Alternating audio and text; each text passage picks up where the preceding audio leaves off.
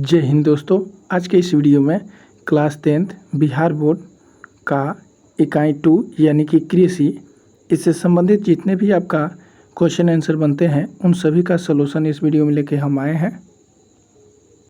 इस वीडियो में कृषि से संबंधित जितने भी आपके क्वेश्चन आंसर बनते हैं उन सभी क्वेश्चन आंसर को कवर कराया जाएगा।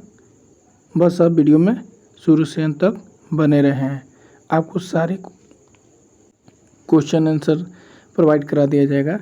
तो चलिए अब हम बिना देरी किए हुए वीडियो को स्टार्ट करते हैं। यदि आप इससे पहले के हमारे वीडियो नहीं देखे हैं तो इससे पहले के जो भी क्वेश्चन आंसर बने हैं इकाई 1 का क से लेके अंक तक का, उन सारे का इस वीडियो के डिस्क्रिप्शन बॉक्स में प्रश्नों का उत्तर दे दिया गया है। आप एक एक करके सारे वीडियो को देख लीजिएगा और अपना नोट्स बना लीजिएगा। चलिए अब हम वीडियो को स्टार्ट करते हैं। आज का आपका पहला प्रश्न है। हम अभ्यास के प्रश्न पे आ गए हैं।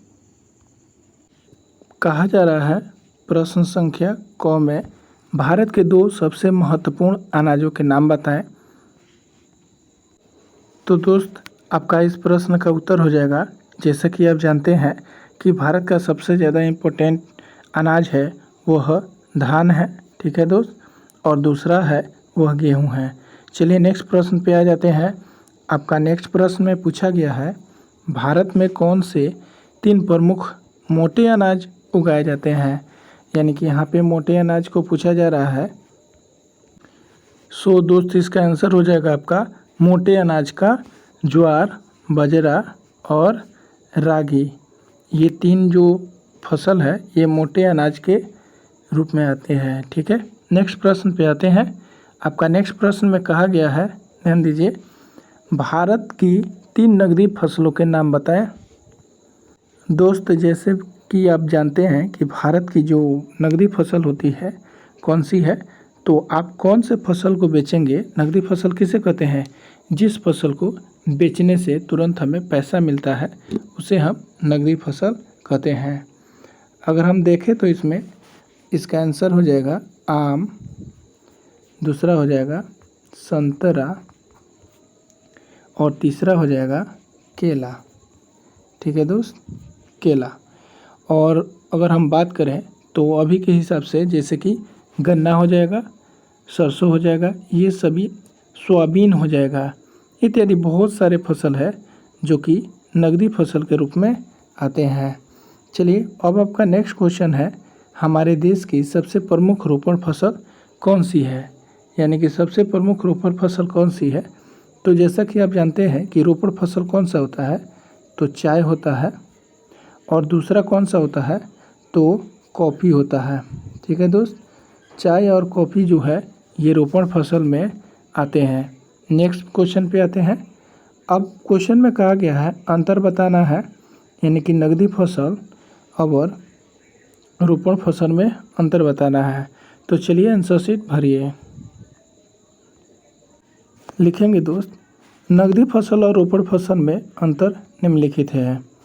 वैसा फसल जिसके उत्पादन के सीधे बाजार में बेचकर नकदी पैसा प्राप्त किया जाता है उसे हम नकदी फसल कहते हैं, जैसा सोयाबीन, गन्ना, कॉफ़ी, चाय इत्यादि।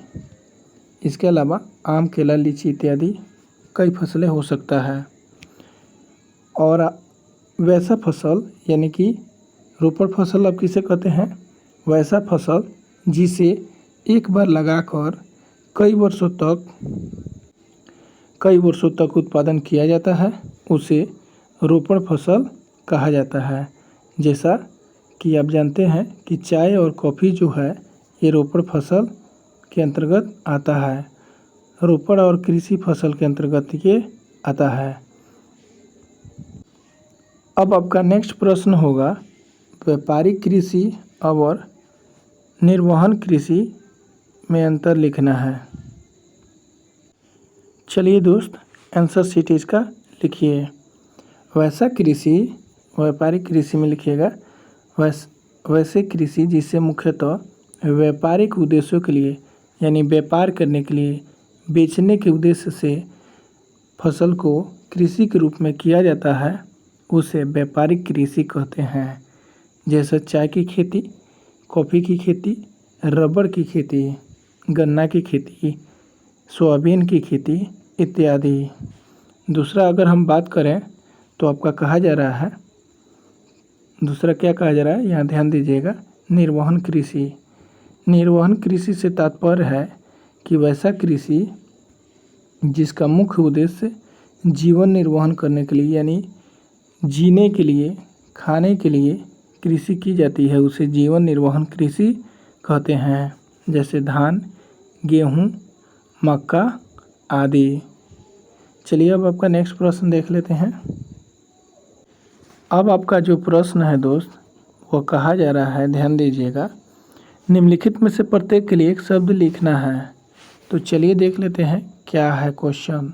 हमारे देश में मानसून के आरंभ में बोई जाने वाली और शरद ऋतु में काट ली जाने वाली फसल को क्या कहते हैं।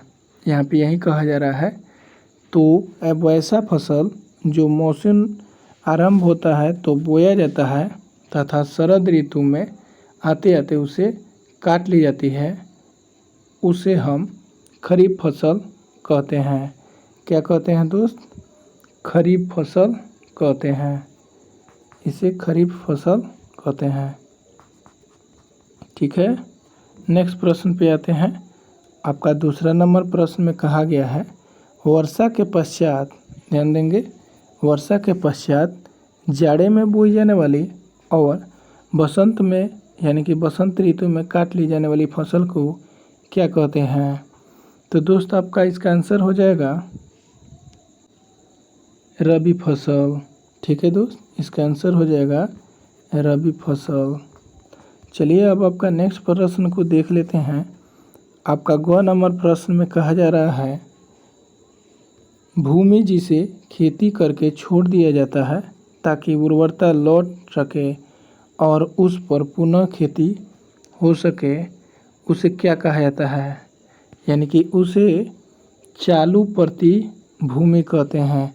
क्या कहते हैं दोस्त? तो चालू प्रति भूमि कहते हैं। ठीक है, चलिए नेक्स्ट प्रश्न पे आते हैं। आपका नेक्स्ट प्रश्न में पूछा गया है, कारखानों के उत्पादन में मिलती जुलती वैज्ञानिक तथा व्यापारिक ढंग से की जाने वाली फसलों को मतलब क्या कहते हैं। तो इसका आंसर हो जाएगा आपका, यानी कि कारखानों के उत्पादन के लिए जो खेती होती है वह चाय की कृषि होती है और यह एक प्रकार का रोपण फसल है। इसे आप एक बार रोप देंगे तो लगभग 3 से 4 बार, यानी 3 से 4 साल तक आप काटते रहेंगे। आप कमेंट बॉक्स में बता सकते हैं कि भारत में किस राज्य में सबसे ज़्यादा चाय की खेती की जाती है और चाय के उत्पादन में प्रथम स्थान किस राज्य का है और विश्व में पहला स्थान किस राज्य का है। तो चाय में दोस्त विश्व की अगर बात करें तो आपका आंसर हो जाएगा चीन, और भारत की बात करें तो दूसरा स्थान हो जाएगा। चलिए दोस्त, अब आपका नेक्स्ट प्रश्न पे आ गए हैं। नेक्स्ट प्रश्न है जो कि लघु उत्तरीय प्रश्न है। आपका क्वेश्चन नंबर फर्स्ट में कहा जा रहा है, भारत में उगाई जाने वाली 2 खाद्य नकदी एवं रेशेदार वाली फसलों का नाम लिखें। यानी कि खाद्य भी है और रेशेदार भी फसल है। तो इसका आंसर लिख लीजिए दोस्त, 2 खाद्य फसल धान और गेहूं है। ठीक है, 2 नकदी फसल आम और संतरा है और 2 रेशेदार वाली फसल कपास और जूट है। ठीक है दोस्त, चलिए आपका नेक्स्ट प्रश्न में कहा जा रहा है, आपका 2 नंबर प्रश्न में पूछा गया है, उपयुक्त फसलों के उत्पादन करने वाले 2 प्रमुख राज्यों का नाम लिखें। खाद्य फसल उत्पादन करने में राज्य जो है पश्चिम बंगाल, आंध्र प्रदेश, गेहूं के लिए पंजाब और उत्तर प्रदेश, जबकि नकदी फसल उत्पादन में आम उत्तर प्रदेश, आंध्र प्रदेश, संतरा के लिए महाराष्ट्र और मेघालय जो है वह रेशेदार वाली फसल के लिए जाना जाता है। इसके साथ ही कपास के लिए गुजरात और महाराष्ट्र जाना जाता है, जबकि जूट के लिए पश्चिम बंगाल जाना जाता है। चलिए दोस्त, नेक्स्ट प्रश्न पे आते हैं। आज का आपका 3 नंबर प्रश्न है, भारत में उगाए जाने वाले वर्षाधीन फसलों के नाम लिखें। तो इसका आंसर हो जाएगा धान, गेहूँ, जूट, ज्वार, बाजरा इत्यादि। अब आपका 4 नंबर प्रश्न में पूछा जा रहा है, शुद्ध राष्ट्रीय उत्पाद में कृषि के योगदान की चर्चा करें। तो चलिए इसका आंसर शीट लिखिए। आंसर शीट भरेंगे दोस्त हमारे। भारत कृषि प्रधान, यानी यहाँ कृषि होगा, कृषि प्रधान होने के कारण भारतीय कृषि अर्थव्यवस्था में नींव के पत्थर की भांति महत्वपूर्ण रखती है, यानी कि महत्व को रखती है। ठीक है, फिर से रिपीट कर दे रहे हैं हम। भारतीय कृषि, यानी कि भारत एक देश जो है कृषि प्रधान देश है। भारतीय कृषि, यहाँ पे भी मिस प्रिंट हो गया है, यहाँ भी भारत कृषि प्रधान देश होने के कारण भारतीय कृषि अर्थव्यवस्था में नींव के पत्थर की भांति महत्व रखती है। हमारे सकल राष्ट्रीय उत्पाद का 40% अंश कृषि से ही प्राप्त होता है। भारतीय कृषि को उद्योग का दर्जा भी प्राप्त है, क्योंकि यहाँ की 70% आबादी कृषि पर ही निर्भर करती है। स्वतंत्रता प्राप्ति के बाद सकल घरेलू उत्पाद में कृषि का योगदान लगातार घटता जा रहा है, क्योंकि तृतीय क्षेत्र का अब इसमें योगदान बढ़ता जा रहा है। चलिए अब हम 2 नंबर प्रश्न को देख लेते हैं।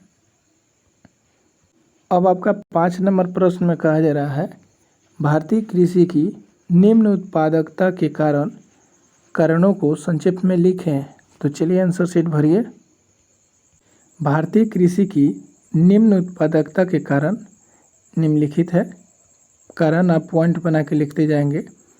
भारतीय किसानों का अशिक्षित एवं निर्धनता का होना, कृषि का मानसून पर निर्भर होना, कृषि में आधुनिक कृषि तकनीकों का बहुत कम प्रयोग करना, जनसंख्या पर, यानी कि कृषि जनसंख्या पर अधिक जमाव का होना, घटता कृषि भूमि क्षेत्र, यानी कि इसमें क्या हो रहा है कि लोग फैक्ट्रियाँ बैठा दे रहे हैं और जंगल को काट के उसमें गांव बसा दिया जा रहा है। खेतों का छोटा आकार भी हो रहा है, इसी के कारण बंटवारा, जैसे भाई भाई में बंटवारा हो रहा है तो खेतों का आकार भी छोटा हो जा रहा है। कई कारण हैं, जैसे नया नहर वगैरह निकलना, या फैक्ट्री बैठा देना, या फिर किसी अन्य तरीके से खेतों का आकार छोटा हो जा रहा है। कृषि उत्पादों का उचित मूल्य न मिलना तथा कृषि में वाणिज्यीकरण का अभाव, ये सभी कारण हैं इसके। चलिए अब नेक्स्ट प्रश्न पे हम आ गए हैं। आपका क्वेश्चन नंबर 6 में कहा जा रहा है, हरित क्रांति से आप क्या समझते हैं। ये वैसे तो बहुत ही नॉर्मल क्वेश्चन है, आप भी आंसर शीट स्वयं से भर सकते हैं। जैसा कि आप जानते ही होंगे कि भारत में हरित क्रांति का जनक MS स्वामीनाथन को कहा जाता है, जबकि विश्व स्तर पर नॉर्मन बोरलॉग को जाना जाता है। ठीक है दोस्त, हरित क्रांति की शुरुआत कब हुई थी? जब भारत में योजना अवकाश पड़ा था, यानी कि 1966 में हुआ था। ठीक है दोस्त, आगे हम बात करें अब इसके क्वेश्चन आंसर की। आप तो इतना आ जाने एक्स्ट्रा, तो चलिए इसके आंसर शीट को भरिए आप। आधुनिक कृषि प्रणाली जैसे उन्नत बीजों, खादों और उर्वरकों का प्रयोग तथा सुनिश्चित जलापूर्ति की व्यवस्था के द्वारा कृषि में क्रांतिकारी विकास को हरित क्रांति कहा जाता है। हमारे देश में इसकी शुरुआत जो हुआ था 1960 के दशक में, यानी कि 1966 से 1969 के बीच में हुआ था। ठीक है, इतना योजना अवकाश जो था आपको जो हम बता रहे हैं अभी, 1966 से 1969 तक योजना अवकाश पड़ा था और इसकी शुरुआत 1966 में ही हो गई थी। तो इसलिए यहाँ पे कहा जा रहा है कि दशक, यहाँ पे ध्यान रखेंगे आप, 1960 के दशक में, ये ऑब्जेक्टिव क्वेश्चन में पूछ दिया जाता है कि किस दशक में हरित क्रांति की शुरुआत हुई, तो 1960 के दशक में, ठीक है। इसके द्वारा सर्वप्रथम गेहूं के उत्पादन में अभूतपूर्व वृद्धि हुआ था, यानी कि नॉर्मल डिपो लोग जो थे इसके बारे में बीजों के नए तकनीकी का उपयोग करके गेहूं की पैदावार में काफ़ी ज़्यादा वृद्धि किए थे, इसलिए उन्हें सर्वोच्च सम्मान से सम्मानित भी किया गया। और एम.एस. स्वामीनाथन भारत में हरित क्रांति के जनक कहे जाते हैं। इन्होंने पंजाब में गेहूं के पैदावार में सबसे अधिक वृद्धि दर्ज कराई थी। चलिए नेक्स्ट क्वेश्चन पे आते हैं।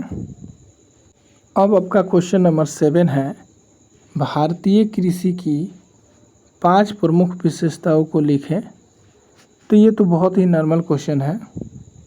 आंसर शीट में लिखेंगे आप, भारतीय कृषि की निम्नलिखित 5 विशेषताएं इस प्रकार है। पहला आप लिखेंगे, यह देश की आर्थिक जीवन का प्राण है। भारत में लगभग 2/3 लोगों की जीविका कृषि पर ही निर्भर है। यहाँ की दूसरा लिखेंगे, यहाँ की कृषि मुख्यतः मानसून पर आधारित है। तीसरा लिखेंगे, कृषि की आंतरिक एवं अंतर्राष्ट्रीय व्यापार में महत्वपूर्ण भूमिका रहता है। चौथा लिखेंगे, कई कृषिजन कच्चे माल उद्योग को प्राप्ति के होते हैं, जैसे कपास, सूती वस्त्र उद्योग, गन्ना, चीनी उद्योग के लिए, रेशम कीट, रेशम उद्योग के लिए इत्यादि। और पांचवा इसका लास्ट लिखेंगे, राष्ट्रीय आय का 24% भाग कृषि से ही प्राप्त होता है। ये आपका 5 टॉपिक की इसका आंसर हो गया। चलिए अब हम नेक्स्ट प्रश्न पे आ जाते हैं। अब आपका प्रश्न संख्या 8 है, भारत में उपजाए जाने वाले, ध्यान देंगे, भारत में उपजाए जाने वाले प्रमुख खाद्य एवं व्यापारिक फसलों का नाम लिखें। भारत की ये 5 फसल निम्नलिखित है, यानी कि भारत में उगाए जाने वाले प्रमुख खाद्य फसल और व्यावसायिक फसल जो है इस प्रकार है। जैसा कि भारत की प्रमुख खाद्य फसलें में आप जानते ही होंगे कि धान होता है और गेहूं होता है, मुख्य फसल है। मक्का, इसके अलावा मक्का भी खाया जाता है, ज्वार, बाजरा, रागी, अरहर, मूंग इत्यादि। भारत की प्रमुख व्यावसायिक फसल कौन कौन से है, यानी व्यवसाय के लिए लगाया जाता है। इसमें चाय हो जाएगा, कॉफ़ी हो जाएगा, रबड़ हो जाएगा, गन्ना हो जाएगा, केला हो जाएगा इत्यादि। संतरा भी अब व्यावसायिक फसल के रूप में आता है। चलिए अब नेक्स्ट पैराग्राफ को देख लेते हैं। अब इसमें जो क्वेश्चन आपका कहा गया है, कपास की खेती के लिए दक्कन प्रदेश की काली मिट्टी में अधिकांशतः होती है, यानी कि कपास की खेती आखिर दक्कन प्रदेश में काली मिट्टी में क्यों होती है, इसके बारे में हम लिख लेते हैं। भारत में कपास की खेती दक्कन प्रदेश की काली मिट्टी वाले क्षेत्र में अधिकांश की जाती है, क्योंकि काली मिट्टी में अधिक समय तक नमी को धारण करने की क्षमता होती है, जो कपास की फसल के लिए ज़रूरी है। कपास की फसल को ज़्यादा नमी की आवश्यकता होती है, इसलिए कपास की खेती के लिए काली मिट्टी जो होती है, काली मिट्टी वो अधिक उपयुक्त मानी जाती है। आपका क्वेश्चन है कि किस मिट्टी में सबसे ज़्यादा जल रोधक, यानी कि जल को रोकने की शक्ति होती है, तो यही काली मिट्टी होती है। काली कपासी मिट्टी इसे कहा जाता है। और कपास जो है दोस्त, सफ़ेद सोना के नाम से भी जाना जाता है। चलिए अगर आप कहेंगे तो इसके लिए मिट्टिया के बारे में हम पूरी विस्तार पूर्वक एक वीडियो हम बना करके प्रोवाइड करा देंगे। तो चलिए हम नेक्स्ट प्रश्न पे आते हैं। वैसे काली कपासी मिट्टी जो होती है, काली मिट्टी सबसे ज़्यादा महाराष्ट्र और गुजरात क्षेत्रों में, केरल क्षेत्रों में पाया जाता है। दूसरा नंबर प्रश्न में कहा गया है, गन्ना की उपज उत्तरी भारत की अपेक्षा दक्षिण भारत में अधिक होता है, इसका क्या कारण है? चलिए दोस्त आंसर लिखिए। दक्षिण भारत में गन्ना के उत्पादन के लिए उत्तर भारत से अधिक अनुकूल परिस्थितियां होने के कारण इसकी खेती दक्षिण भारत में ज़्यादा होती है। साथ ही दक्षिण भारत में उत्पन्न गन्ना का रस अधिक मीठा भी होता है, जबकि उत्तर भारत में इसका मिठास कम होता है। अगर हम बात करें महाराष्ट्र की गन्ना की, तो महाराष्ट्र की गन्ना होती है बहुत लंबी लंबी होती है, यानी कि उत्तर भारत की अपेक्षा दक्षिण भारत की जो गन्ना होती है उसकी मोटाई और लंबाई में दुगुना की अंतर होता है। यानी कि अगर 1 फीट लंबा है उत्तर भारत में तो दक्षिण भारत में 2 फीट हो जाएगा, कम से कम 1.5 फीट तो होबे करेगा। ठीक है दोस्त, नेक्स्ट प्रश्न पे आते हैं। आपका अगला प्रश्न कहा गया है भारत कपास का आयात एवं निर्यात दोनों करता है, इसके बारे में लिखना है। जैसा कि आप जानते हैं कि भारत में कपास का निर्यात सबसे ज़्यादा अमेरिका के साथ होता है। तो बता दें दोस्त, अमेरिका से हम बड़े बड़े यानी लंबे लंबे कपास मंगाते हैं और उसे हम छोटे छोटे कपास देते हैं। अब बात क्या होता है कि अमेरिका की कपास को ज़्यादा कीमत के रूप में देना पड़ता है और हमारा कीमत थोड़ा कम मिलता है। लेकिन क्या होता है, उत्तम किस्म का कपास भारत में होता है, जबकि अमेरिका में जो किस्म के होते हैं कपास उसका उतना महत्व यानी उतना मजबूत नहीं होते हैं। चलिए इसका आंसर शीट लिखेंगे आप। भारत में उत्पादित कपास छोटे रेशे वाले होती है जिसकी गुणवत्ता भी कम होती है, अतः ऐसे कपास को कम कीमत पर निर्यात कर उच्च गुणवत्ता एवं लंबे रेशे वाले कपास भारत में आयात किया जाता है। कहने का मतलब है कि मजबूत तो होती है छोटे किस्म, लेकिन यह क्या होता है, छोटा होता है, जिसके कारण इसकी वैल्यू नहीं होती है। इसीलिए अमेरिका से लंबे लंबे कपास भारत में मंगाए जाते हैं। इसके अलावा भारत का अब कपास का व्यापार अन्य कई देशों से हो रहा है। चलिए आपका नेक्स्ट प्रश्न को देख लेते हैं। आपका नेक्स्ट प्रश्न में कहा गया भारत विश्व का एक अग्रणी चाय का देश है, चाय निर्यातक देश है। यानी कि भारत जो है चाय की निर्यात विश्व में सबसे ज़्यादा करता है और चाय की खेती में सबसे ज़्यादा महिलाओं को ही लगाया जाता है, पुरुषों को नहीं। होता क्या है कि चाय की खेती के लिए बारीकी से नज़र से किया जाता है। अगर पुरुषों को लगा दिया जाए तो पता चलेगा कि जो बीवी से घर पे झगड़ा किया है तो नोच नोच करके फेंकता जाएगा, लेकिन महिलाएं क्या होती है उसे बहुत ही अच्छी तरीक़ा से तोड़ तोड़ करके रखती है और फिर उसका व्यापार के लिए उसके योग्य बनाया जाता है। चलिए दोस्त, हम इसके आंसर शीट के बारे में हम चर्चा कर लें। भारत चाय उत्पादन में विश्व का दूसरा सबसे बड़ा देश है। यानी कि उत्पादन की दृष्टि से अगर बात करें तो पहला देश कौन सा हो जाएगा, तो चीन हो जाएगा। ठीक है दोस्त, यहाँ पे चीन हो जाएगा। ठीक है, और दूसरा देश कौन हो गया अपना, भारत। अगर हम नेक्स्ट बात करें, दूसरा देश हो गया, यह अपने कुल उत्पादन का लगभग 75% भाग निर्यात करता है। भारत में लगभग 20%, यानी कि भारत 20 देशों के साथ चाय का निर्यात करता है। भारतीय चाय की गुणवत्ता अच्छी होती है जिसकी मांग विदेशों में अधिक है। यानी कि चाइना से भी ज़्यादा हमारी चाय की मांग है। और वो सबसे उत्तम किस्म की जो चाय होती है वो पश्चिम बंगाल में होती है और सबसे ज़्यादा चाय की खेती जो होती है असम में होती है। उत्पादन भी यहाँ पे ज़्यादा होता है, लेकिन उत्तम किस्म का चाय क्या होता है, कहाँ होता है, तो उत्तम किस्म का पश्चिम बंगाल में होता है। इसका मुख्य आयातक देश ग्रेट ब्रिटेन, अमेरिका समेत कई देश हैं। अब इसे परिभाषित करना है। वर्धान काल क्या होता है, फसल के बोने वाले और पकने के बीच के समय को, मौसम को वर्धान काल कहा जाता है। हरित क्रांति, हमारे देश की क्रांति में क्रांतिकारी विकास को हरित क्रांति कहा जाता है। इसमें मुख्यतः नए बीजों, खाद्य और उर्वरकों का उपयोग तथा सुनिश्चित जलापूर्ति की व्यवस्था के फलस्वरूप कुछ अनाजों की उपज में वृद्धि होती है। रोपण कृषि क्या होती है, तो बड़ी बड़ी आर्थिक इकाइयों में व्यापारिक उत्पादों के लिए एक या एक से अधिक किस्मों के पौधे को रोपण की पद्धति के रूप में जाना जाता है। ठीक है दोस्त, आशा करते हैं कि यह वीडियो आपको हेल्पफुल लगा होगा। दोस्त, यदि आपको यह वीडियो थोड़ा भी हेल्पफुल लगा हो तो आप इस वीडियो को एक लाइक तो ज़रूर कर सकते हैं और अपने दोस्तों के पास शेयर करेंगे। अगर आप इस चैनल पे पहली बार विजिट कर रहे हैं तो आप इसे सब्सक्राइब करके बेल आइकन को दबा लेंगे ताकि आगे आने वाला नोटिफिकेशन सबसे पहले आपको मिले और आपका कोई भी क्लास मिस न करे। तो चलिए हम इसके अगला लेसन लेकर के 3 नंबर आ रहे हैं जल्द ही। इससे पहले की वीडियो अगर आप नहीं देखे हैं हमारे, तो इसके डिस्क्रिप्शन बॉक्स में लिंक दिया गया है, आप उसे क्लिक करके देख सकते हैं। चलिए सो फिर मिलते हैं हम। Best of luck.